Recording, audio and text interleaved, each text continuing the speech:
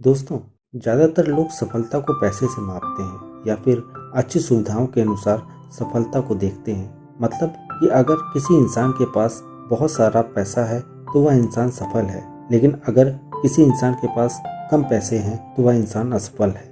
ज़्यादातर लोग इसी तरह से सफलता को समझते हैं, लेकिन क्या यह बात पूरी तरह से सच है? क्योंकि अगर आप इस दुनिया में किसी भी इंसान से सफलता के मतलब को समझते हैं तो हर इंसान की नज़र में सफलता की परिभाषा अलग अलग होती है। जैसे कि किसी इंसान के लिए सफलता का मतलब पैसा हो सकता है, किसी इंसान के लिए सफलता का मतलब मान सम्मान हो सकता है, किसी के लिए समाज में इज्जत हो सकती है, किसी के लिए अच्छे रिलेशनशिप हो सकते हैं, किसी के लिए जीवन में लक्ष्य पाना हो सकता है।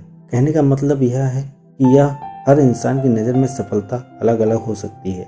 अगर आप भी सफलता के असली मतलब को जानना चाहते हैं तो यह वीडियो आपके लिए है।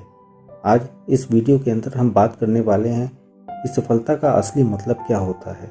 जैसे कि हमने बताया कि सफलता हर इंसान के लिए अलग अलग हो सकती है, लेकिन जब आप कोई लक्ष्य किसी निश्चित समय सीमा के अंतर्गत निर्धारित करते हैं और उस लक्ष्य को आप उस समय के अंदर पा लेते हैं तो हम कह सकते हैं कि आप सफल हैं। लेकिन यह बात भी पूरी तरह से कहना सही नहीं है, क्योंकि बहुत से लोग होते हैं जो जीवन में सफलता हासिल कर लेते हैं, लेकिन उसके बाद में वो लोग वहीं पर रुक जाते हैं और आगे बढ़ने की कोशिश नहीं करते। मेरी नज़र में अगर आपने जीवन में सबसे बड़ी सफलता को हासिल कर लिया है, लेकिन अगर आपने सीखना बंद कर दिया तो आप असल में सफलता के मतलब को जान ही नहीं पाए।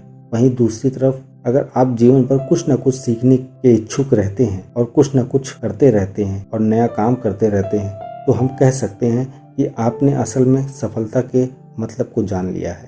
गलत कार्यों के विपरीत अगर आप जीवन के अच्छे कार्यों को करने लग जाते हैं और अपने उद्देश्यों को पूरा करने लग जाते हैं तो आप सफलता की राह पर होते हैं। सफलता के मतलब को समझने के लिए आपके जीवन में सबसे पहले लक्ष्यों का होना बहुत जरूरी होता है। बिना लक्ष्य के आप ना तो सफलता के मतलब को समझ सकते हैं और ना ही जीवन में आगे बढ़ सकते हैं, क्योंकि लक्ष्य ही आपको जीवन में आगे बढ़ने के लिए मजबूर करते हैं और प्रेरित करते हैं। इस बात को हम एक उदाहरण के माध्यम से समझते हैं। जैसे कि आपके परिवार की आर्थिक स्थिति बहुत ही ज्यादा खराब है, आपके पास खाने के लिए कुछ भी नहीं है। अब आप वहाँ क्या करेंगे? आपके पास उस समय दो चॉइस होती है, या तो परिस्थितियों के अनुसार ही चलते रहें या फिर अपनी परिस्थितियों को बदलें।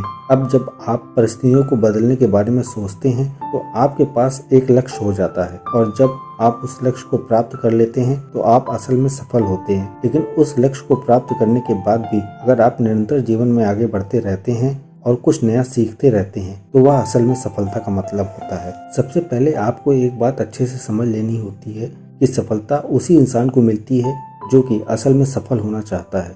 सिर्फ यही वजह है कि इस दुनिया में कुछ ही लोग असल में सफलता को प्राप्त करते हैं, क्योंकि सफलता को हासिल करना और सफलता की चाहत करना, इन दोनों में बहुत ज़्यादा फर्क होता है। किसी चीज़ को चाहने से कुछ नहीं होता, बल्कि उसको पाने के लिए आपको निरंतर प्रयास करना होता है। हमारे आसपास में अगर हम अच्छे से देखें तो दो प्रकार के लोग रहते हैं। एक तो वो जिनकी सोच पूरी तरह से किस्मत के ऊपर टिकी होती है। ऐसे लोगों का मानना होता है कि जो किस्मत में होता है वही मिलता है। प्रयास करने से और मेहनत करने से कुछ नहीं होता।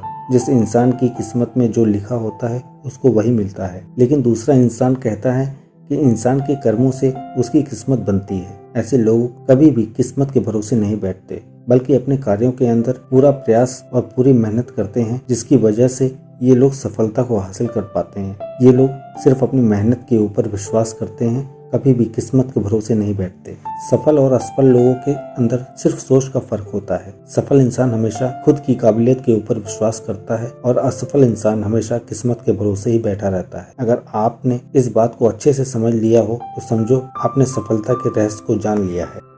इस वीडियो के दूसरे पार्ट में हम जानेंगे कि सफलता को कैसे हासिल कर सकते हैं, इसलिए हमारे चैनल को सब्सक्राइब करें।